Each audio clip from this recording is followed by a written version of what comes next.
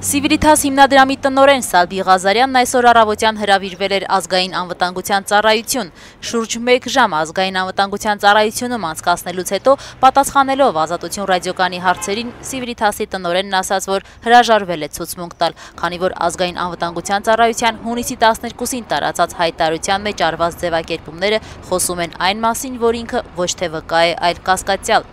Ընդհանրապես հրաժարվեցինք, ասեցինք, որ ցուցմունք չենք տալու, որովհետև վերջիվերջո այդ հայտարարությունը, այնպես ինչպես որ այդ հայտարարությունն էր գրված,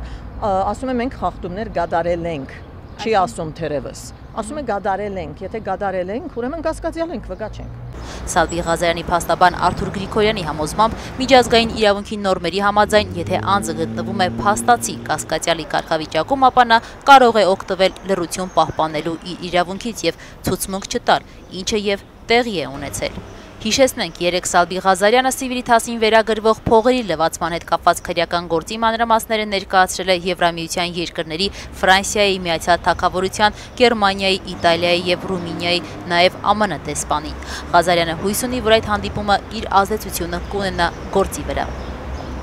Բոլորս պիտի հասկանանք, մեր իշխանությունները, մեր թադական համագարկը, բոլորս պիտի հասկանանք, որ այսպիսի մոդեցում, այսպիսի անկապ հարցի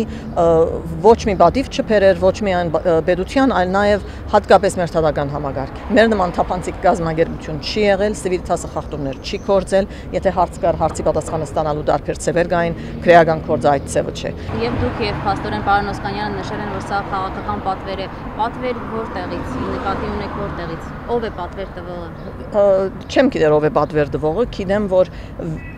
ի վերջո մենք այսօր Սիվիրիթասում անում ենք գործունեություն, որ մի քիչ ոչ տրադիցիոն է եւ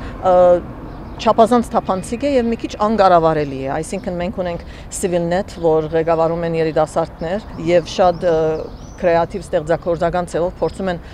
ակնարկել բոլոր այն հարցերին, սոցիալական, քաղաքական, տնտեսական, որոնց մասին ընդհանրապես երիտասարդությունը միան օծիկ թոթվում է, ասում է ինձ պետք չի, բայց մենք ասում ենք այո իհարկե մեզ պետք է եւ պիտի մասնակցիկ։ Եվ ես չեմ զարմանա, եթե այդ բոլորը ինչ որ մարդկանց դուրը չի կար։ Եվ եթե սա ձև է մեր գործից շեղելու, դե չի հաջողվելու։